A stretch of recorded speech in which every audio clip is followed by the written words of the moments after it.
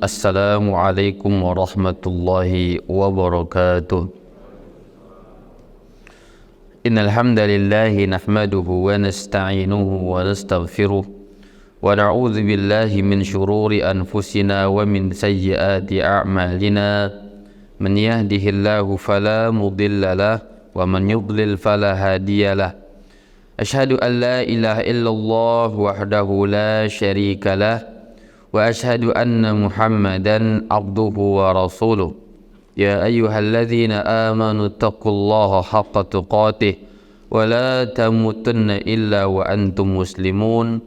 Ya ayyuhan nasu taqu rabbakum walladzi khalaqakum min nafsin wahidah wa khalaqa minha zawjaha wa bassa minhuma rijalan katsiran wa nisaa'a wattaqullaha alladzi tasaaluna bihi wal arham innallaha kana 'alaikum raqiba. Ya ayyuhalladzina amanu taqullaha wa qulu qawlan sadida yuslih lakum a'malakum wa yaghfir lakum dhunubakum wa man yuti'illaha wa rasulahu faqad faza fawzan 'azima. Amma ba'du. Allahumma salli ala nabiyyina Muhammadin wa ala alihi wa sahbihi ajma'in. Allahumma 'allimna ma yanfa'una wanfa'na bima 'allamtana. Allahumma shrah li sadri wa yassir li amri wahlul 'uqdatam min lisani yafqahu qawli. Summa amma ba'd. Bapak Ibu sekalian yang semoga dimuliakan oleh Allah Subhanahu wa taala. Alhamdulillah, senantiasa kita bersyukur kepada Allah, memuja Allah Azza wa Jalla atas segala limpahan rahmat dan karunia yang Allah berikan, sehingga pada kesempatan pagi hari ini kembali kita bisa berkumpul dalam beribadah kepada Allah Azza wa Jalla melalui majelis ilmu ad-din dengan mengkaji akidah yang ditulis atau diwariskan oleh para ulama kita yang mereka tuangkan di dalam buku-buku yang kemudian kita berkewajiban untuk menimba ilmu tersebut. Kemudian salawat serta salam semoga selalu tercurahkan kepada junjungan kita Nabi besar Muhammadin sallallahu alaihi wasallam, kepada keluarga beliau, para sahabatnya, serta orang-orang yang senantiasa mempelajari dan beramal dengan ajaran Islam sampai akhir zaman.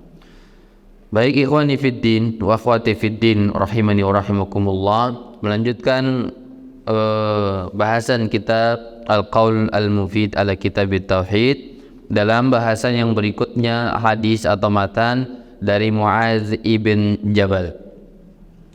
Kata Al-Musannif rahimahullahu ta'ala, wa an Mu'adz ibn Jabalin, dari sahabat yang mulia Mu'adz ibn Jabal radhiyallahu an, semoga Allah meridai beliau, qala berkata, kuntu radifan Nabi sallallahu alaihi wasallam ala himarin, dulunya aku pernah dibonceng Rasulullah sallallahu alaihi wasallam di atas keledai. Faqala li, lalu bertanya, ya Mu'adz, wahai Mu'adz, atadri ma haqqullahi 'alal ibad, tahukah kamu apa hak Allah yang wajib ditunaikan oleh para hamba? Wa ma haqqul ibadi 'ala Allah, dan apa hak hamba yang akan diberikan oleh Allah Subhanahu wa taala? Qultu, aku berkata, Allahu wa rasuluhu a'lam, Allah dan rasulnya lebih tahu. Qala, maka Rasulullah bersabda, haqqullahi 'alal ibad an ya'buduhu wa la yusyriku bihi syai'an. Hak Allah yang wajib ditunaikan oleh para hambanya adalah agar mereka beribadah hanya kepada Allah, wa la yusyriku bihi syai'an, dan jangan menduakan Allah, menyekutukan Allah di dalam ibadat tersebut. Wa haqqul ibadi 'ala Allah, dan hak hamba yang wajib diberikan oleh Allah Azza wa Jalla setelah dia bertauhid, yaitu alla yu'adziba man la yusyriku bi syai'an, yaitu Allah dengan tidak mengazab orang yang tidak ada syirik di dalam amal perbuatannya. Qultu ya Rasulullah, maka aku bertanya, wahai Rasulullah, afala ubashirun nas, bolehkah aku sebarkan, aku viralkan informasi ini wahai Rasul? Qala la, jangan.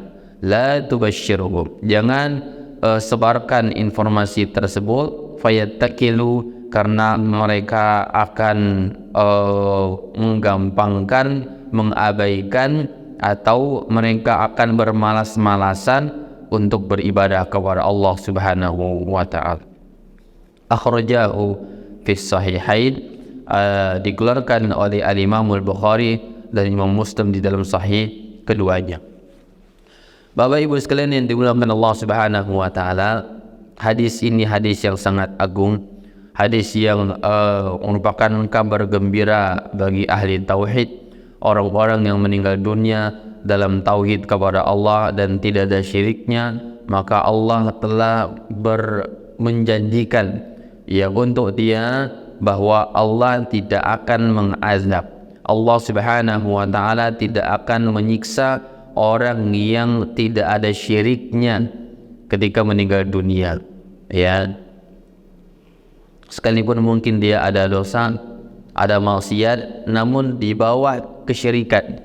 Dosa maksiat itu di bawah kesyirikan kepada Allah Azza wa Jalla, atau tidak sampai pada level syirik kepada Allah Azza wa Jalla, maka Allah tidak akan mengazab dia.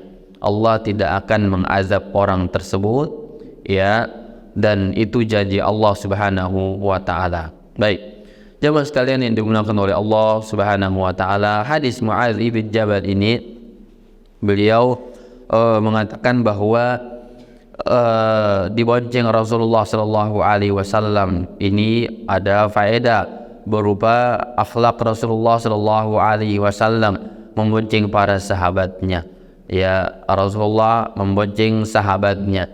Jadi seorang nabi, seorang rasul, orang yang paling nomor satu di muka bumi, interaksinya sama dengan rakyatnya, dengan masyarakatnya. Tidak ada perbedaan antara beliau dengan sahabatnya. Hal biasa, hamba Allah bergaul, interaksi di dalam hubungan sosial, saling bonceng, ya.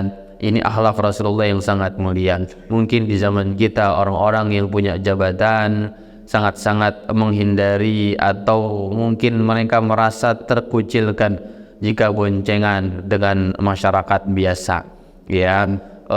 Atau bahkan jika ada yang melakukan itu, maka dia akan mengatakan bahwa ya ada tujuan, ada motif tertentu di balik itu semuanya. Namun Rasulullah sallallahu alaihi wasallam adalah hamba dan utusan Allah, orang yang paling mulia, paling tinggi ya tahtanya di kalangan manusia. Namun begitulah beliau akhlaknya dengan para sahabat, dibonceng. Ya Mu'adz dibonceng Rasulullah sallallahu alaihi wasallam. Lalu Rasul mengatakan, ingin mengajari Mu'adz, ingin menyampaikan poin-poin akidah kepada Mu'adz dengan metode tanya jawab, soal jawab, ya.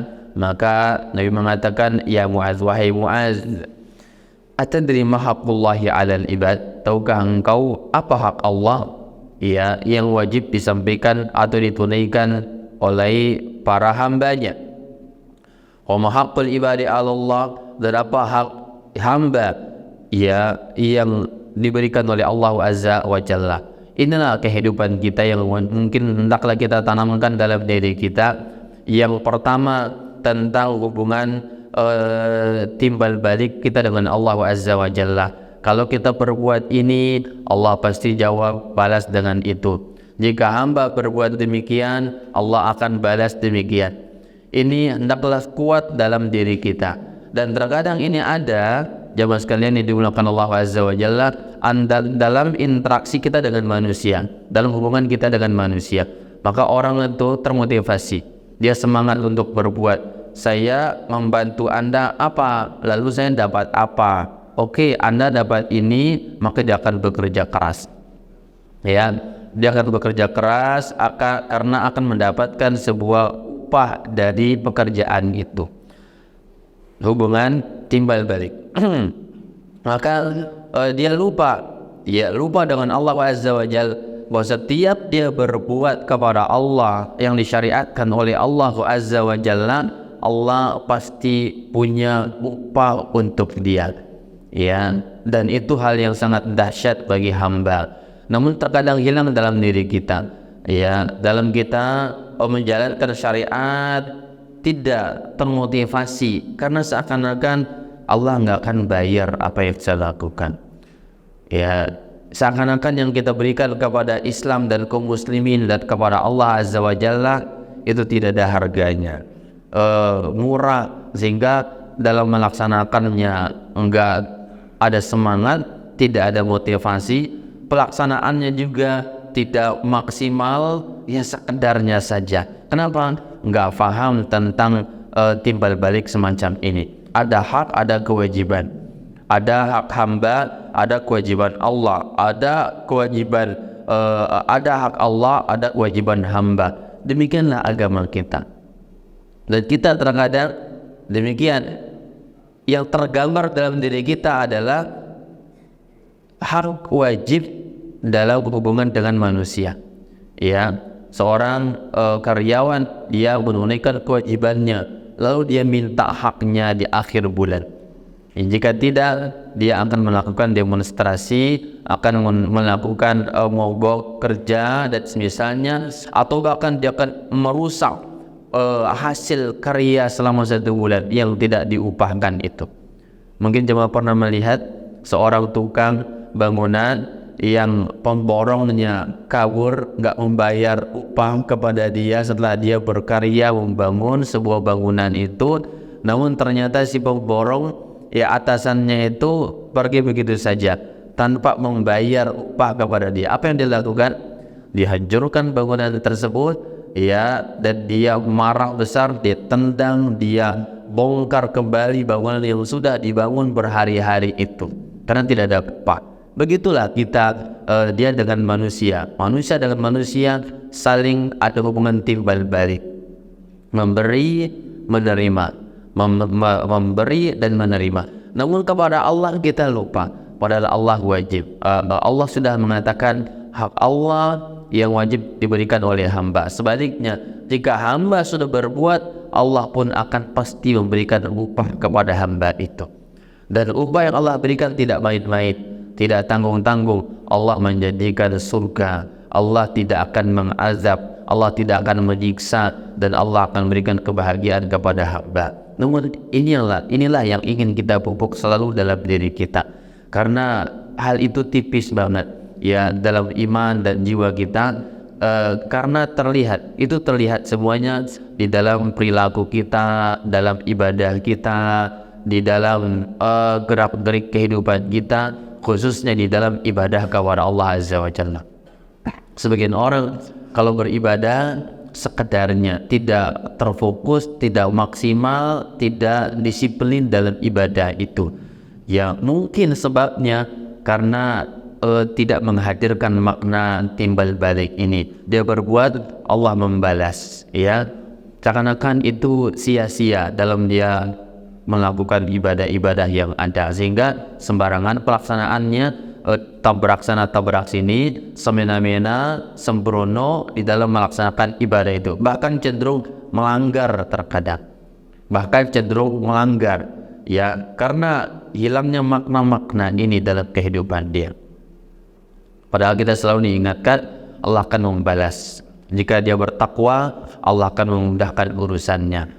Jika dia sholat, Allah akan mudahkan urusannya. Jika dia berzikir, Allah akan mudahkan keamanan dan kesehatan dan keselamatan dan kebahagiaan dia. Jika dia mengikuti sunnah Nabi, maka akan mendapatkan syafaat Nabi SAW. Sebaliknya, ada hukuman jika dia berbuat ini dan itu, ada hukuman Allah Azza wa Jalla. Ini tipis dalam hati kita sebagai umat Islam di saat ini. Maka butuh kita ingatkan kembali kepada saya pribadi dan kepada semuanya tentang apa hak Allah yang paling wajib kita berikan kepada Allah Subhanahu wa Ta'ala, dan memaknai itu dalam kehidupan kita, bahwa segala sesuatu yang Allah wajibkan, syariatkan kepada kita, pasti ada balasannya, pasti ada timbal baliknya, pasti ada upahnya dari Allah Subhanahu wa ta'ala. Allah mengatakan, wa man ya'mal misqala dzarratin khairan yarah, yang berbuat sedikit saja misqala dzarrah, seberat biji yang paling kecil di muka bumi ini, yarah, dia akan melihatnya. Misqala dzarratin khairan berupa kebaikan, dia akan melihatnya. Sebaliknya, wa man ya'mal misqala dzarratin syarran yarah, sebaliknya orang yang melakukan keburukan sekecil apapun itu pasti ada timbal baliknya dalam kehidupan dia, pasti ada balasannya dari Allah Subhanahu wa ta'ala.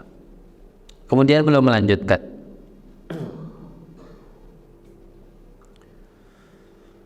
Syekh Muhammad bin Shalih Al-Utsaimin memberikan syarah, kata beliau ketika membahas wa ma haqqul ibadi 'ala Allah, hak hamba yang akan diberikan oleh Allah Azza wa Jalla, kata beliau, ma yajibu an yu'amilahum bihi wal ibadu lam yujibu syai'an balillahu awjabahu ala nafsihi fadlan minhu ala ibadihi. Maksud daripada hak hamba yang wajib ditunaikan oleh Allah, kata beliau, hamba tidak mewajibkan sesuatu kepada Allah. Hamba tidak menentukan kewajiban untuk Allah, tidak. Namun yang dimaksudkan di sini adalah, kata beliau, balillahu awjabahu ala nafsi fadlan minhu ala ibadi. Tapi Allah yang telah mensyariatkan untuk dirinya sebagai sebuah fadilah, keutamaan kepada para hambanya. Jadi tidak dikatakan sebagaimana hak Allah yang wajib diberikan oleh hamba kepada Allah Azza wa Jalla, karena itu layak Allah yang punya syariat, Allah yang memiliki segala-galanya, maka layaklah Allah memberikan kewajiban. Namun antara hamba dengan Allah, dibahasakan dalam hadis ini, Allah wajib untuk memberikan hak hamba setelah dia menjalankan kewajibannya, maka maksudnya itu adalah sebuah keutamaan, fadilah dari Allah Subhanahu wa ta'ala. Dan Allah tidak berdosa, tidak dikatakan sebagaimana hamba berdosa, maka Allah ketika tidak memberi berdosa, tidak. Karena Allah yang memiliki semuanya, Allah yang mengatur semuanya, dan Allah yang berhak untuk memberi dan menahan segala sesuatu di muka bumi ini, sehingga dan Allah pasti akan memberikan jika pelaksanaan itu benar, jika pelaksanaan sebuah ibadah itu benar dan tidak ada penghalang-penghalang untuk diterima oleh Allah, maka Allah pasti memberikan upah kepada hamba tersebut, kecuali ada penghalangan untuk diterimanya, ada pembatal-pembatalnya, ada sesuatu yang membuat amal ibadah itu tidak diberikan upahnya oleh Allah Subhanahu wa ta'ala. Dan upah dari Allah bisa cash di dunia, bisa dalam berupa keselamatan, atau bisa juga ditangguhkan sampai di akhirat nanti, yang Allah berikan kepada si hamba tersebut. Kemudian Syekh Muhammad melanjutkan, fa'awjaba subhanahu ala nafsi an yarhama man amila su'an bijahalah au ay bisafahin aw adami husni tasarrufin summa taba min ba'di dzalika wa aslah. Dan Allah juga telah mewajibkan kepada dirinya sendiri untuk merahmati, memberikan kasih sayang kepada orang yang berbuat kesalahan, atas sebuah kebodohan, atas hawa nafsunya terkadang, maka kemudian dia taubat kepada Allah Subhanahu wa ta'ala dan dia memperbaiki dirinya, maka Allah merahmati hamba tersebut. Ini juga Allah wajibkan untuk dirinya, untuk diri Allah Subhanahu wa ta'ala. Orang yang berbuat kesalahan lalu dia bertaubat, dia menyesal akan hal tersebut, maka Allah rahmati dia. Allah wajib bagi Allah untuk dirinya menerima taubatnya, merahmati hamba tersebut ya atas kebaikan taubatnya, sekalipun dia baru saja berbuat dosa atas dasar kebodohan atau hawa nafsu yang dia ikuti untuk mengerjakan dosa tersebut. Lalu dalam hadis ini ya Mu'adz mengatakan ketika Nabi tanya apa hak Allah yang wajib diberikan ya oleh hamba tadi, maka kata Mu'adz, saya enggak tahu ya Rasulullah, Allah dan Rasulnya lebih mengetahuinya ya. Maka Allah dan Rasulnya lebih mengetahui, kata Mu'adz ya, disandingkan Allah dan Rasul. Allah wa Rasuluhu a'lam, yang masyhur di kalangan kita wallahu a'lam. Hadis ini menambah Allah dan Rasulnya lebih tahu ya, sehingga menjadi bahasan ulama kita, apa hukum seseorang mengatakan Allah dan Rasulnya lebih tahu, bukan hanya Allahu a'lam, ada tambahan Allah dan Rasulnya lebih mengetahui ya. Maka Syekh Muhammad di dalam kitab yang lain mengatakan hal ini ya diucapkan di zaman Nabi masih hidup. Allah dan Rasulnya lebih tahu ya. Setelah beliau wafat ya, maka tidak boleh lagi menambah Rasul, hanya Allah saja. Allahu a'lam, hanya Allah yang lebih tahu, saya enggak tahu.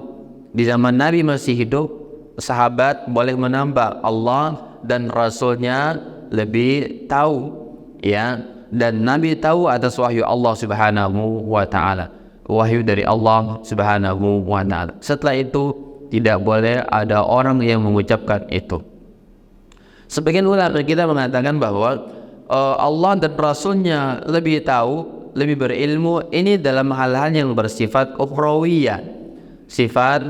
Sifatnya adalah masalah agama, masalah akhirat. Urusan dunia tidak boleh disandarkan kepada Rasulullah sallallahu alaihi wasallam ya, karena Rasulullah diutus bukan untuk urusan dunia. Misalkan ada orang mengatakan kapan berangkat ya, lalu dia mengatakan Allahu wa Rasuluhu a'lam, tidak tepat ya, karena dalam hal ini Rasulullah tidak tahu. Dalam hal ini Rasulullah tidak tahu, hanya Allah yang tahu. Maka dia hanya boleh mengatakan Allahu a'lam, wallahu a'lam ya, hanya Allah yang tahu dalam perkara tersebut. Baik, lalu apa tadi isi dari pertanyaan Rasulullah kepada Mu'adz ya, yaitu an ya'budu, agar hamba itu berkewajiban atau hak Allah yang wajib diberikan hamba beribadah hanya kepada Allah. Wala yusyriku bihi syai'an, dan agar dia jangan berbuat syirik kepada Allah dengan sedikit pun ya, dengan sedikit pun. Tidak ada syiriknya kepada Allah, dia ibadah hanya kepada Allah dan tidak ada menyekutukan Allah sedikit pun di dalam peribadatan dia kepada Allah Azza wa Jalla. Maka Allah berjanji kepada orang tersebut setelah dia tunaikan hak itu, kewajiban itu, maka kata Allah, Allah tidak akan menyiksa si hamba itu, tidak akan menyiksa si hamba tersebut. Ini penjabaran ulama kita kaitan dengan dosa selain syirik ya. Jadi kalau ada hamba yang dia berdosa namun dosanya tidak sampai derajat syirik, maka dalam dua keadaan, hamba dalam dua keadaan. Pertama ya, Allah Azza wa Jalla akan mengampuni dosa dia tanpa disiksa, langsung masuk ke dalam surga.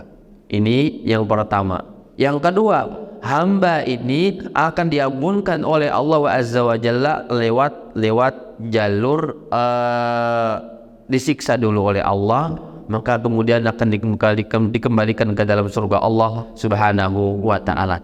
Berdasarkan firman Allah yang berbunyi, Allah mengatakan innallaha la yaghfiru an yushraka bih wa yaghfiru ma duna dzalika liman yasha. Allah tidak akan mengampuni dosa syirik, namun Allah hanya akan mengampuni dosa selainnya. Dosa selainnya macam-macam dosa manusia, yang korupsi miliaran, triliunan, yang membunuh, ya, yang merampok, yang mencuri, dan seterusnya dari berbagai model maksiat kepada Allah Azza wa Jal, ya, maka maksiat itu dalam dua kondisi tadi. Selagi dia tidak sampai derajat syirik kepada Allah, maka dia tahtal masyiah, di bawah kehendak Allah, yaitu jika Allah menghendaki untuk dimasukkan surga tanpa ada siksaan sedikit pun, hak Allah, karena memang Allah yang berjanji tidak akan mengazab, ya. Yang kedua, bisa jadi Allah menyiksanya dulu lalu dimasukkan ke dalam surga Allah Azza wa Jalla sesuai dengan hikmah Allah Subhanahu wa ta'ala. Ya, ini janji Allah kepada hamba tersebut. Ini janji Allah kepada hamba tersebut. Yang terpenting bagi hamba, jangan sedikit pun ada syiriknya kepada Allah. Jangan sekali-kali ada syiriknya kepada Allah Subhanahu wa ta'ala, dan berlepas diri dari berbagai macam kesyirikan. Bencilah syirik itu. Jangan orang hatinya, ya, menjadikan syirik perbuatan maksiat yang sampai kepada derajat syirik kepada Allah Azza wa Jalla biasa dalam diri dia. Hari-hari ini kita, ya, membaca banyak berita tentang maaf saja, ada di sebuah daerah misalkan ada namanya Panglima A, ada namanya Panglima B, dan orang memviralkan itu seakan-akan mereka menjempolkan akan kesaktiannya. Ya, kalau ada Polri ke daerah itu maka akan dikawal oleh Panglima tersebut. Ya, ketika Presiden datang ke sana maka dikawal oleh Panglima tersebut, dan masyarakat menjempolkan orang itu. Padahal orang itu bukan orang Islam. Kemudian padahal orang itu kerjasamanya dengan setan-setan, dengan hal-hal gaib, ya, dan dia bisa berjalan di atas benda-benda tajam katanya. Dia bisa dia punya jin, peliharaan jin dan setan, lalu orang viralkan dan berbangga menjempolkan orang itu. Ini kesalahan, nggak boleh, ya. Dan itu tidak boleh dipelihara dalam agama kita sebenarnya. Orang-orang semacam itu tidak boleh dipelihara. Ya, dan itulah kemunduran agama kita. Orang mungkin beranggapan, ini alhamdulillah kita bersyukur ada Panglima itu yang punya kesaktian tinggi, bisa menjaga pulau itu dengan para timnya, para rakyat pengikutnya, lalu dia diviralkan, lalu dijempolkan dan semisal itu. Itu kesalahan besar bagi kita. Dan itu kemunduran. Kita rusak dengan hal-hal semacam itu, bukan dengan orang lain, bukan dengan sebab yang lainnya, tapi kita hancur, rusaklah bangsa dan mundurlah ekonomi, moral anak bangsa, karena kita loyal kepada kesyirikan kepada Allah, karena kita suka dengan perbuatan yang anti kepada ajaran Islam, berupa orang tadi bekerjasama dengan setan dan jin, dan melakukan ritual-ritual yang tidak sejalan dengan Islam, lalu orang menjempolkan orang itu dan seterusnya. Tidak dibenarkan dalam agama kita. Harus kita benci dalam hati kita, minimal benci dengan hati. Jika kita nggak mampu mengingkarinya dengan lisan atau tangan kita, benci dengan hati kita. Jangan diviralkan, jangan dibanggakan. Sebagian orang bangga dengan kesaktiannya dan seterusnya. Itu kemunduran, itulah kerusakan moral, akhlak, akidah bagi anak bangsa ini, ya. Lalu orang berbangga dikawal oleh orang itu. Tidak demikian. Itu adalah keterburukan, itu adalah kerendahan, bahkan itu adalah mengundang murka Allah Azza wa Jalla. Karena Rasulullah, ya, telah memusnahkan orang-orang semacam itu, keyakinannya, bahkan orangnya. Bahkan Nabi menyebutkan segala bentuk sarana mengantarkan kepada itu. Islam itu menurunkan ayat-ayatnya untuk menegaskan larangan, warning, larangan untuk kita dekati perbuatan itu. Jangan dekat dengan perdukunan, dengan mantra-mantra dukun, dengan sihir, dengan santet, dan itu semuanya. Bahkan Umar, bahkan Rasulullah dalam riwayat menyebutkan, nanti akan kita lewati dalam kitab kita ini, ya hukum tukang sihir, hukum tukang santet yang meyakini kesaktian dan semisalnya, darbatul bisayfi, dipenggal. Jadi bukannya dibanggakan. Dalam Islam itu mereka harusnya dibumi hanguskan, dipenggal dalam agama kita. Ya, dan itu pelajaran tauhid, pelajaran akidah sebenarnya. Dan kita harus benci kepada yang namanya ya kesyirikan dan berbagai modelnya yang terjadi di muka bumi ini. Ikhwani fiddin rahimani wa rahimakumullah. Kemudian belum melanjutkan,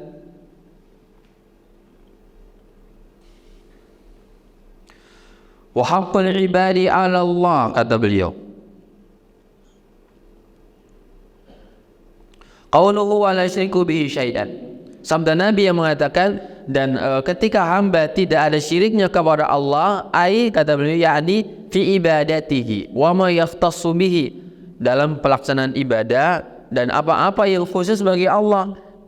Wa syai'an, kata syai'an dalam hadis ini nakira, sebuah ungkapan yang nakira, ya, fi siyaqin nafi, dalam redaksi yang datang untuk negatif, penafian. Fata'ummu kulla syai'in la rasulan wala malakan wala waliyan wala ghairahum, sehingga mencakup banyak hal, ya, mencakup banyak hal termasuk rasul, jangan disekutukan, jangan diibadahi, jangan hulu kepada beliau, wala malakan, tidak pula malaikat, wala waliyan, tidak pula wali, wala ghairahum, atau juga yang lainnya, tidak boleh dijadikan sekutu bagi Allah Subhanahu wa ta'ala. Ya, malaikat, manusia, siapapun itu, apalagi benda-benda lagi, lebih parah lagi, ya, menyembah benda-benda mati yang dikeramatkan. Ada keris lah, ada batu, ada sorban, ada tongkat, ada berbagai macam benda-benda mati yang dikeramatkan, kemudian diyakini di dalamnya bisa mendatangkan kemaslahatan dan menolak mudarat, bisa mendatangkan maslahat kekayaan, menolak kemiskinan dan seterusnya. Itu adalah bentuk kesyirikan kepada Allah Azza wa Jalla. Karena hakikat syirik adalah menghambakan diri kepada Allah dan meyakini bahwa Allah yang mampu mendatangkan kebaikan dan menolak segala bentuk mudarat kepada makhluknya. Kemudian belum melanjutkan, ya, dalam lafaz haqqul ibadi 'ala Allah alla yu'azim man la yusyriku bi syai'an, ya, hak Allah, hak hamba kepada Allah, yaitu tidak menyiksa orang yang tidak ada syiriknya kepada Allah Azza wa Jal. Kata beliau, wa hadzal haqqu tafaddulullahi bi tafaddalallahu bihi ala ibadihi wa lam yujibu alaihi ahadun. Ya, ini adalah sebuah fadilah, keutamaan dari Allah Subhanahu wa taala, dan Allah tidak disuruh oleh siapapun untuk tidak menyiksa hamba, tidak. Namun itu adalah sebuah fadilah dari Allah Subhanahu wa taala. Jamaah sekalian yang dimuliakan oleh Allah Subhanahu wa taala, maka bab pertama ini, ya, hadis-hadis atau ayat-ayat habis dibahas oleh beliau di dalam bab pertama. Lalu kita masuk dalam masailnya, ya, dalam masail. Kata beliau fihi masail, faedah kandungan bab ini. Yang pertama, al-ula al-hikmatu min khalqil jinni wal insi. Dalam bab ini, baik itu ayat atau hadisnya, terdapat kandungan apa? Faedah, hikmah penciptaan jin dan manusia. Sudah disampaikan apa hikmahnya? Untuk beribadah kepada Allah Azza wa Jalla. Jin dan manusia diciptakan untuk beribadah, bukan untuk yang lainnya, ya, untuk beribadah kepada Allah Azza wa Jalla, untuk menghamba kepada Allah semata dengan berbagai fasilitas sarana pendukung yang Allah berikan. Maka tujuannya untuk ibadah, untuk kita tunduk, menghamba, merendah, patuh, tidak sombong, tidak angku, tidak apalagi berbuat syirik kepada Allah Azza wa Jalla. Jangan habiskan masa hidup kita dengan hal-hal yang dilarang. Jadilah hamba yang merupakan asal penciptaan kita menjadi hamba Allah, yaitu untuk beribadah. Kembalilah kepada fitrah, Ya, maka orang yang beribadah kepada Allah, orang yang sedang menjalankan fitrah, hikmah kehidupan dia sendiri. Ya, namun sebaliknya orang yang menyekutukan Allah, orang yang sedang keluar dari jalur fitrahnya sendiri. Ya, yang keluar dari jalur fitrahnya, dan itu kehinaan, dan itu menyalahi hikmah yang Allah ciptakan kita untuknya. Yang kedua kata beliau, annal ibadata hiya tauhid li'anna al-khusumata fi. Hakikat ibadah itu adalah bertauhid. Pondasi ibadah asasnya adalah tauhid, bukan yang lainnya. Ya, asas ibadah adalah tauhid. Artinya bertauhid baru beribadah.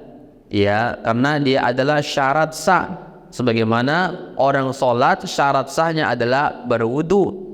Ya, itu dasar pelaksanaan ibadah. Syarat sahnya sholat adalah berwudu. Maka demikian pula syarat sah ibadah adalah tauhid. Jika ada orang yang dia beribadah sambil syirik, maka sia-sia ibadah itu, tidak ada manfaatnya. Itulah namanya kesyirikan, menduakan Allah, mensyarikatkan Allah di dalam peribadatan. Salat ke masjid, setelah itu dia mengirim sesajen, ya, kepada setan-setan yang diyakini tersebut. Dia haji, ya, lalu sepulang dari sana dia juga ke dukun misalkan, dan seterusnya. Ya, maka tidak ada ibadah. Itu bukan ibadah namanya. Itu namanya kesyirikan. Karena ibadah kepada Allah juga ibadah kepada selain Allah Subhanahu wa ta'ala. Dan itu tidaklah diterima karena asas ibadahnya tidak ada, tidak benar, maka ditolak oleh Allah Azza wa Jalla. Karena kata beliau, li'annal khusumata fi, karena persengketaan antara Nabi dan Rasul dengan kaumnya adalah masalah tauhid, bukan sekedar masalah pelaksanaan ibadahnya, tapi asasnya itu yang menjadi dasar, yang menjadi pokok tujuannya.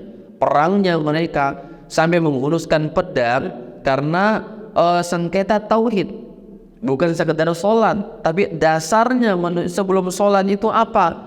Anda menyalahi pondasi ibadah itu tauhid, yang merupakan penjabaran daripada makna la ilaha illallah. Bagaimana dia sholat jika la ilaha illallahnya masih salah?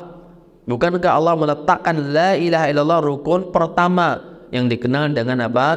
Rukun Islam yang nomor 1, asasnya itu adalah la ilaha illallah. Sekarang disalahi, disalahgunakan, atau disimpangkan maknanya, atau diabaikan praktiknya, lalu orang itu sholat, maka sia-sia. Sholat itu batal sholatnya jika dia sambil sholat itu sambil juga meyakini perbuatan kesyirikan kepada Allah atau bahkan melakukannya, maka dia sia-sia. Ya, itu perbuatan yang sholat yang sia-sia karena ibadahnya dianggap tidak ada, karena tidak ada asas tauhid di dalam pelaksanaan ibadah itu. Ini bahasan yang mungkin berat bagi sebagian masyarakat kita, karena lekatnya dan akrabnya kesyirikan di hati mereka. Di situ mereka sholat, di situ juga mereka ke dukun. Biasa bagi mereka, ya, nggak sadar bahwa sholatnya sudah batal. Sholatnya sudah batal. Sekedar ke dukun bertanya, ya, sholatnya sudah batal 40 hari 40 malam, siang dan malam. Apalagi meyakini lagi, tambah meyakini, kufur. Akan kita lewati nanti hadisnya, ya, seputar hal itu. Jadi demikian kata beliau. Jadi hakikat ibadah itu ada tauhid dulu, ya, akidahnya benar, baru beribadah kepada Allah Subhanahu wa ta'ala. Faedah ketiga, anna man lam ya'ti bihi lam ya'budillah, ya, bahwa orang yang tidak mengasaskan ibadahnya dengan tauhid, hakikatnya belum beribadah. Ya, fa fi ma'na qawlihi wala antum 'abiduna ma'abud. Dalam keterangan inilah turun ayat Al-Kafirun ayat 3 itu, wala antum 'abiduna ma'abud. Kalian tidak bisa beribadah seperti yang aku ibadahi. Karena sebab turunnya surah Al-Kafirun ini mencampur adukan ibadah tauhid dengan syirik. Nabi dinegosiasi oleh Quraisy dahulu. Kata mereka, wahai Muhammad, tolong berhenti mengajak kami kepada ajaran tauhidmu itu. Gimana kalau kita kerjasama saja? ya negosiasi. Bagaimana sistem kerjasamanya? Setahun kamu ibadah Tuhan kami, tahun berikutnya kami ibadah Tuhan kamu. Ya, kerjasamanya demikian aja. Kata tawaran orang-orang Quraisy. Ya, mereka mengatakan wala antum abiduna ma'abud, tidak sah, tidak layak Anda ibadah yang aku ibadahi jika Anda masih ada syiriknya. Sia-sia, kata Nabi Muhammad SAW. Sia-sia orang ingin mencampur adukan ibadah. Sebab turunnya surah Al-Kafirun demikian, agar Nabi berhenti mengajak mereka bertauhid, ya, meninggalkan Tuhan-Tuhan. Mereka nggak mau. Lalu mereka mengatakan, gimana kalau kita kerjasama saja kayak tadi, ya. Jadi tidak ada yang saling perang sekarang. Kamu tidak merusak Tuhan kita dan kita tidak merusak Tuhan kamu, namun kita bergantian di dalam pelaksanaan ibadah itu. Maka kita damai, kata mereka. Nabi tidak ada perdamaian dengan orang kafir yang seperti ini, ya. Tidak ada perdamaian dengan kalian. Nabi tetap berdakwah sampai mereka masuk Islam, sampai mereka mengenal ajaran Islam, ajaran tauhid, meninggalkan segala bentuk kesyirikan mereka yang sesembahan selain Allah dari orang-orang saleh yang mereka kultuskan di zaman itu. Ada namanya Manat, Uzza, ya, dan semisalnya nama-nama yang mereka sembah, ya, selain Allah Subhanahu wa taala. Demikian, maka dicampur aduk ibadah, nilainya tidak ada ibadah. Mencampur adukan ibadah sama hal dengan tidak beribadah. Bahkan bukan hanya itu, diancam pula dengan dosa, ya, dengan kekal di neraka Allah Subhanahu wa taala. Ini faedah ketiga. Ya, yang keempat kata beliau, al-hikmatu min irsalir rusul. Hikmah dalam diutusnya para rasul sudah kita sampaikan untuk mengajak umat manusia kepada ajaran tauhid ini. Ini asasnya. Ya, asasnya mengajak manusia kepada ajaran tauhid, berdakwah. Itulah rasul dan para sahabat atau para rasul semuanya demikian, menyampaikan ajaran tauhid. Ya, maka jangan sembah rasulnya, sembah Allah saja, dan jangan gulu kepada rasulnya. Ya, ibadah kepada Allah saja. Mereka para nabi, para rasul hanya manusia, utusan Allah ke muka bumi. Jangan dikultuskan, diangkat menjadi Tuhan mereka itu. Ada orang yang mengangkat Nabi Muhammad, ya, atau Isa sebagai Tuhan. Dulu sebagian orang dibuatnya sebuah syair-syair, ya, yang syair itu dibuat oleh manusia. Kemudian bahkan kali negara kita, syair-syair yang dibuat itu isinya, muatannya ulu kepada Nabi Muhammad SAW. Mungkin semuanya pernah membaca atau mendengar ada sebuah buku yang berjudul Al-Barzanji. Al-Barzanji ini sebuah buku yang dikarang oleh ahli ibadah, namanya Barzanji, nama orangnya Barzanji. Ditulislah buku tersebut, itu bukan hadis, bukan ayat Al-Quran, syair orang bersyair memuji Rasul, gitu ya. Lalu dituangkan dalam bentuk tulisan yang kemudian dibaca, dihafal sampai zaman kita. Kalau ada acara nikahan yang dibaca Barzanji itu. Kalau ada kematian yang dibaca Barzanji itu. Kalau ada orang musafar yang dibaca Barzanji itu. Bahkan menjelang sholat azan disetel juga terkadang syair-syair, lantunan-lantunan isi Barzanji itu. Kata ulama kita, ini bentuk gulu kepada Nabi Muhammad SAW. Ya, sehingga lihat mereka asik menghafal itu, dihafal itu oleh banyak orang. Bahkan dibentuknya clothing, merawis untuk melantunkan dengan bahasa lantunan-lantunan indah menurut mereka. Lalu di mana mereka dengan Al-Quran? Ya, bagaimana mereka dengan melantunkan Al-Quran? Kemudian mereka meyakini jika dibacakan Barzanji itu, maka pada lafaz tertentu Nabi akan datang, kata mereka. Ruh Rasulullah akan turun di tengah mereka. Itulah keyakinan mereka. Itu bukan hadis, bukan pula zikir yang diajarkan, bukan pula Al-Quran. Tapi kenapa fadilahnya luar biasa? Maka kata ulama kita itu bentuk gulu kepada Nabi Muhammad sallallahu alaihi wasallam. Ya, demikian. Dan orang-orang semacam itu biasanya, ya, kata ulama kita, orang yang melakukan perbuatan-perbuatan mengada-ngada semacam itu akan hilang darinya sunnah-sunnah. Ya, sibuklah dia dengan menghafal berjanji, maka akan hilang dari dia hafalan Al-Quran. Fasih dia di dalam melakukan berjanji, namun dia tidak fasih dalam membaca Al-Quran. Ya, dalam ketika menjadi imam pun tidak betul bacaannya, tidak benar dalam membaca. Pendek dipanjangkan, panjang dipendekkan, yang tebal ditipiskan, tipis ditebalkan, dan mereka nggak perhatian dengan itu. Sibuklah dengan syair-syair tadi dan semisal itu. Lihat, ini bentuk kesalahpahaman kita kepada apa? Kenabian dan risalah kenabian Muhammad sallallahu alaihi wasallam, yang harus mereka sibuk dengan isi dari apa yang Nabi sampaikan itu. Sibuklah dengan Al-Quran, talqinkan anak-anaknya Al-Quran Al-Karim, hafalkan 30 juz anak-anak itu. Jangan sibuk dan menghafalkan syair-syair yang tidak disebutkan di dalam nas Al-Quran atau bahkan hadis Nabi sallallahu alaihi wasallam.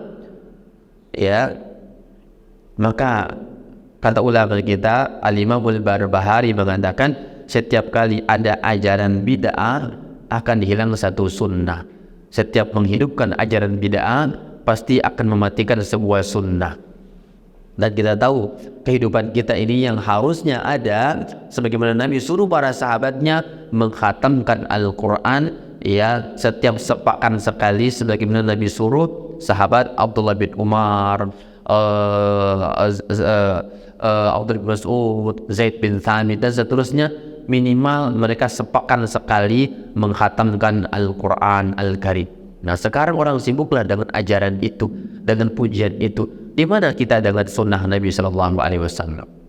Ya, bahkan jika membaca Al-Quran nggak kuat, tapi kalau membaca berjanji yang tebal banyak syairnya kuat. Ya, jika imamnya membaca dalam sholatnya agak panjang bacaannya, marah, ya, marah dia, nggak terima. Namun jika dia dalam acara berjanji itu yang siang malam orang tidur pun tetap dilantunkan, siang hari, malam hari juga mengganggu manusia, tetap dilantunkan dengan mikrofonnya dan semisal di tengah pemukiman masyarakat, orang yang butuh istirahat dan seterusnya, tetap mengganggu, namun begitu semangat kepada hal itu. Lihat, ini ya, kata beliau, kesalahpahaman kita dalam memahami hikmah diutusnya para rasul, yaitu menyampaikan yang harusnya kita sibukkan diri kita adalah daklah dengan ayat-ayat Allah, membacanya, mengkajinya, mempelajari, ya, baik lafaz, ya, tadabbur, tafsir dan seterusnya. Kemudian yang berikutnya kata beliau,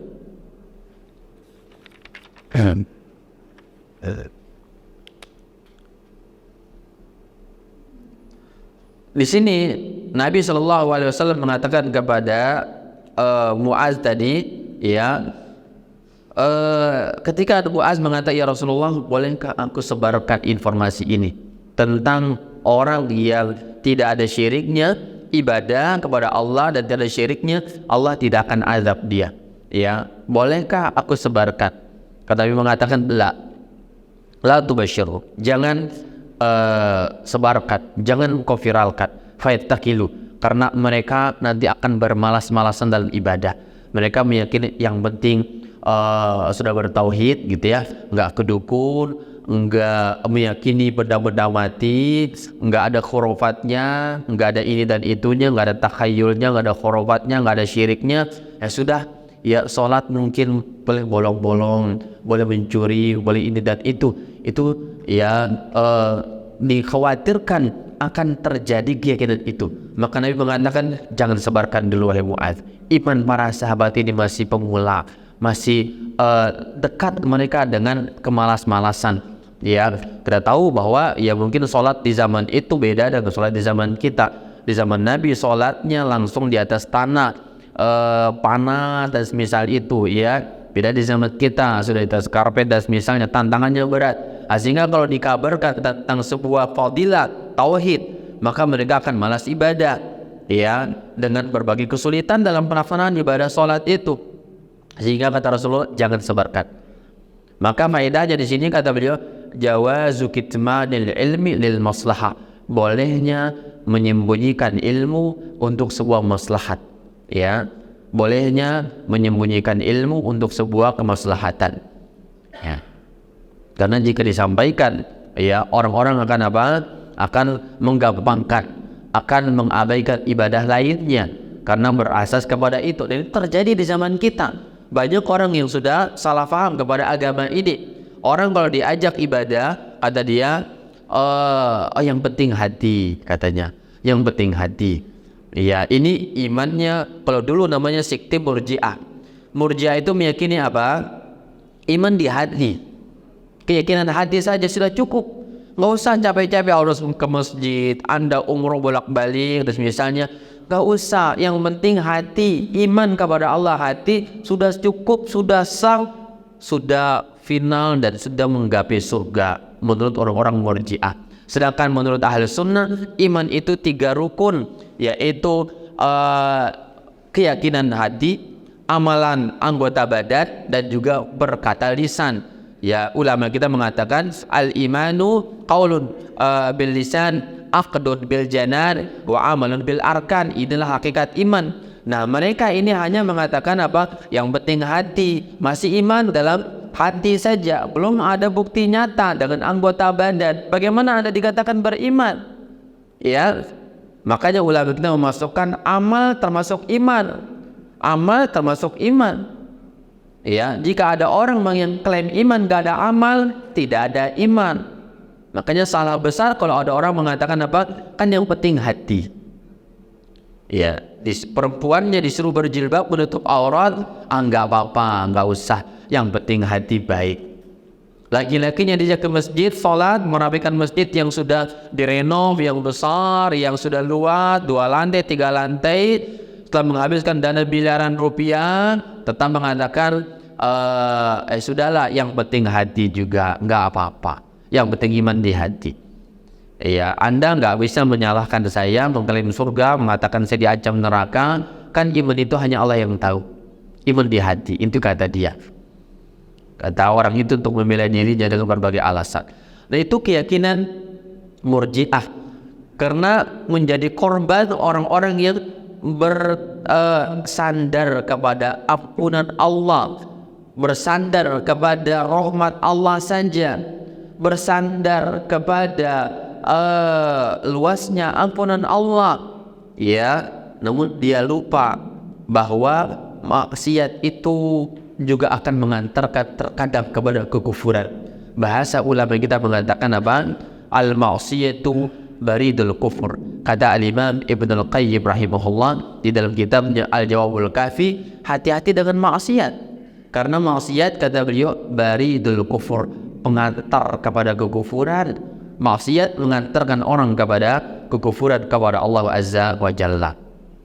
Maka dengan sebab itulah Nabi melarang Muaz, tolong jangan disampaikan dulu, nanti saja. Maka di akhir hayat si Muaz ini, beliau menyampaikan kepada manusia ta'assuman, yaitu takut berdosa, menyimpan ilmu. Maka beliau pun menyampaikan kepada para sahabat dan juga kepada yang lainnya yang dicatat, ya, yang terpenting bahwa kita tidak bersandar kepada itu. Apapun yang disyariatkan oleh Allah kita lakukan, dari akidahnya, tauhidnya, sholatnya, puasa, hajinya, perintah-perintah yang lainnya sangat banyak, larangan-larangan yang lainnya sangat banyak. Hendaklah kita tinggalkan itu.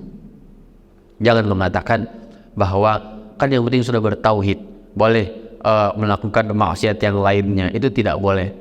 Hal itu tidak diperbolehkan. Karena jika seandainya benar tauhidnya, tidak akan ada maksiatnya. Ya, justru kesempurnaan tauhid itu adalah orang itu meninggalkan maksiat kepada Allah Azza wa Jalla. Ketika dia tauhidnya lemah, maka dia bermaksiat karena sedang merasa tidak diawasi oleh Allah. Ya, hilang tauhid akan rububiyah dia dalam hatinya, maka dia bermaksiat kepada Allah. Maka bertentangan dengan ajaran tauhid ya yang harusnya ada selalu di dalam diri orang tersebut. Kemudian kata beliau di antara faedahnya juga istihbabu bisyaratil muslim bima yasurru, dianjurkan ya memberikan kabar gembira kepada seorang muslim ya dengan sesuatu yang membuat dia senang, sangat dianjurkan. Ya, kabar gembira disampaikan. Ya. Karena Muaz senang banget mendengar berita dari Rasulullah ini. Wahai Muaz, bahwa Allah tidak akan menyiksa hamba yang tidak ada syiriknya, beribadah kepada Allah saja dan tidak ada syiriknya. Ini sebuah kabar gembira. Kabar gembira, ya. Jika ada seorang tahanan penjara lalu datang informasi kepada dia, kamu akan bebas. Ya, kamu akan dibebaskan di tanggal 17 Agustus misalkan, bahagia banget. Ya, luar biasa. Tidak akan disiksa, ya akan bebas dari siksaan itu, maka dia berbahagia. Ya, maka dianjurkan untuk menyampaikan kabar gembira kepada muslim yang membuat dia bahagia, yang membuat dia senang. Dianjurkan demikian. Jemaah sekalian yang dimuliakan oleh Allah Subhanahu wa taala. Kemudian ya, hendaklah mengatakan faedah berikutnya kata beliau, hendaklah berkata Allahu a'lam. Jika kita enggak tahu, jangan semua yang kita enggak tahu kita sampaikan. Atau enggak jelas informasinya disampaikan saja. Enggak boleh, harus tabayyun dulu. Ini adab kita kepada ilmu. Di zaman saat ini semua orang berkomentar tentang agama. Ya, semua orang berkomentar tentang agama Allah Azza wa Jalla. Enggak ngerti dibaca di mana, sumbernya apa, statusnya berita itu sah atau lemah, dhaif, sahih, enggak penting, yang penting disampaikan saja. Ya. Maka bukan adab ilmu, dan itu menyalahi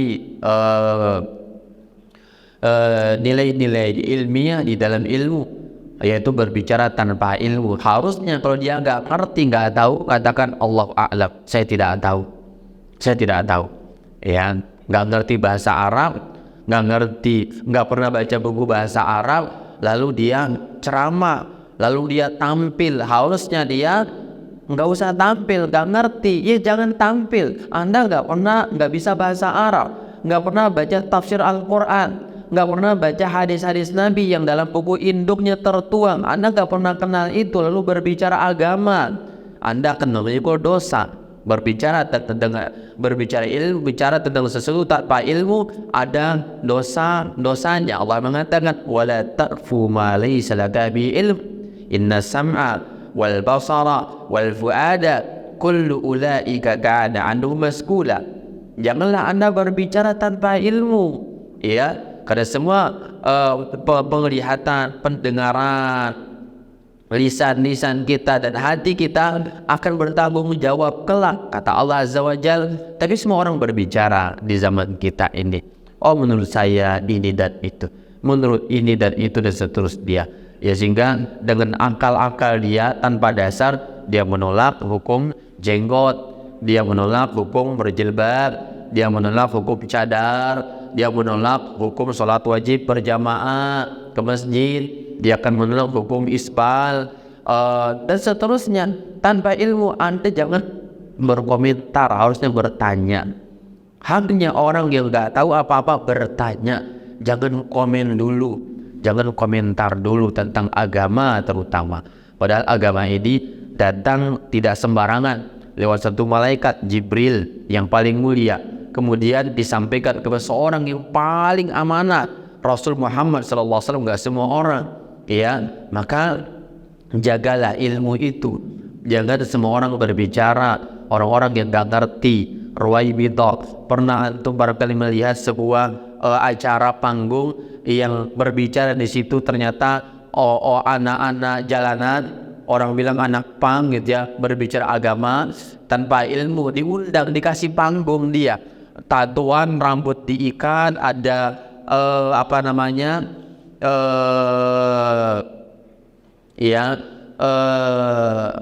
dia punya anting hidung, di telinga, di bibir dan seterusnya.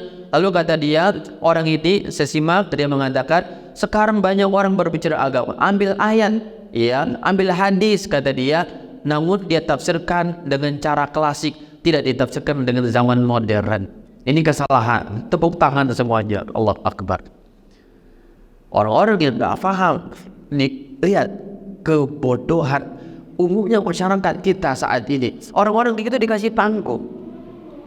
Sebagian lagi artis yang nggak pernah ngerti bahasa Arab dikasih panggung untuk berceramah, ya.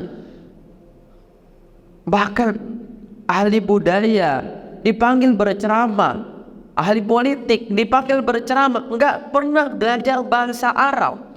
Baca tafsir Al-Quran nggak ngerti, apalagi baca Quran aja nggak ngerti, apalagi tafsirnya, ya. Padahal Ibnu Abbas mengatakan, barang siapa menafsirkan Al-Quran tanpa ilmu, dia akan memikul dosa. Abdullah bin Abbas mengatakan demikian, ya. Tentang hukum-hukum yang ada, seniman berbicara tentang agama, ya, menurut saya dan itu kata dia, enggak boleh kita jaga lisan kita. Sama saja komentar kita di kolom komentar di mana saja, di Facebook, di YouTube, nggak usah, itu bukan urusan kita. Katakan, serahkan kepada ahlinya saja, ya. Makanya ketika semua orang berkomentar, tambah runyam keadaan, tambah buruk persoalan itu, tambah rusak. Apa kata ulama kita? Ya, persoalan ini sebenarnya tidak terlalu rumit, namun ditambah rumit jika orang-orang bodoh berkomentar. Nggak rumit sebenarnya, namun ketika orang yang bukan ahli berkomentar, muncul lagi cabang-cabang pemikiran yang tambah kacau semuanya, ya. Karena berasas kepada kita tidak lagi menghargai ilmu. Ilmu itu bukanlah besar menurut kita, ya. Ajaran Islam kecil dalam pandangan kita, sehingga semua orang boleh komentar tentang agama ini. Nggak boleh. Maka Muaz mengajarkan kita, Anda harus beradab. Jika nggak tahu agama, nggak pernah belajar hadis, nggak pernah belajar tafsir, apalagi bahasa Arab, ketika urusan agama Anda bertanya, jangan komentar, jangan fatwa, tanya saja tentang apakah hadis ini sahih. Tolong dicek apakah hadis ini sahih atau tidak. Jangan asal menyebarluaskan, ya, hadis, ya, tanpa tahu sumbernya, asal usulnya dan seterusnya. Di zaman fitnah seperti zaman kita, zaman teknologi, apa aja viral, apa aja jadi viral, ya. Maka cek keilmuan kita dan beradablah kita dengan ilmu dan ahli ilmu dan seterusnya. Jemaah sekalian yang dimuliakan Allah Subhanahu wa taala, semoga ini bermanfaat kepada semuanya. Kurang lebih mohon dimaafkan.